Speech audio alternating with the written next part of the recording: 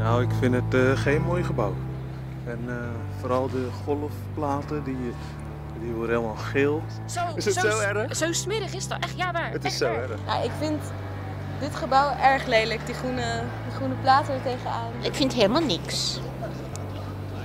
Nou ja, zoals je kan zien hè, dat ziet er gewoon echt niet uit. Dat ziet er gewoon echt niet uit. Het is gewoon tering lelijk, echt gewoon godsgolera lelijk. Van binnen valt wel mee, dat is wel mooi ingericht. Whether it's the Schouwburgplein or the cinema building Pathé on it, both are not exactly valued for their beauty. Once this was different. Rotterdam used to be a beautiful old city, much like Amsterdam, with canals, slender houses and a lively and dense inner city. But then the Germans came, which apparently liked space more than buildings. In 1940, almost all of the city center was either bombed or burned to ashes afterwards. And although we didn't quite agree with the Germans, Rotterdam decided after the war that a little more space than before would be nice. And so a new modern movement planned generous shopping streets, generous buildings and generous squares. The Schouwburgplein had been a meadow for almost 20 years, but in the 60s an underground parking garage was built on the spot. This concealed the square's fate as an empty, barren wasteland. And then, almost 40 years later and never planned in advance, Pathé Cinema is built on top of the garage.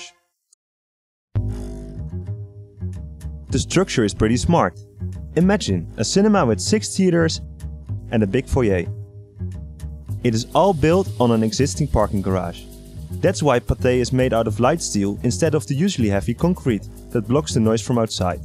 The theaters are supported only by a few columns every 15 meters. And, likewise, the structure of the facade is made out of giant steel frames, filled in with wooden beams and cladded with translucent corrugated sheets. They weigh much less than the conventional glass. However structurally sound, this experimental cladding evokes a lot of problems. The biggest of them being the horrible insulation in winter. Wind, just as well as water, is infiltrating the facade with high ease. The material may have looked stunning when built, but it was clearly not designed to resist the dirt and vandalism of Rotterdam. Now, the building is almost artistic, with no communication between inside and outside whatsoever. Understandably, for the interior climate, this is the opposite of ideal. In the summer, sun is burning all day long on one of the facades, but even more on the flat roof. Together with the very low heat storage capacity of the steel structure, the potential to warm up is enormous. Expensive and unsustainable air conditioning has to undo the damage. And, in the winter, the foyer is not insulated, and a central heating system has to put huge effort in it to raise it to a comfortable temperature.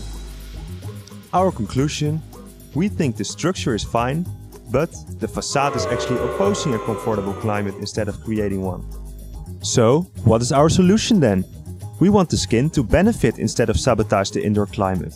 To do this, we regard the foyer as a buffer zone between inside and outside, which will actually help us to create a good climate in the theaters itself. In the winter, we want to get as much sun inside as possible to heat the building. Therefore, both the roof and the east facade of the building are made completely translucent. A kind of greenhouse that collects the heat of the sun. In the greenhouse, plants can filter the air of CO2 and harmful particles before it is sucked into the cinema theaters. The air is exhausted mechanically, so that excess heat in the air can be extracted and used again. When the sun is not shining, all spaces are heated by low temperature floor heating. In the summer, excess heat of the greenhouse is warming up groundwater in a source that is drilled over 100 meters deep in the ground.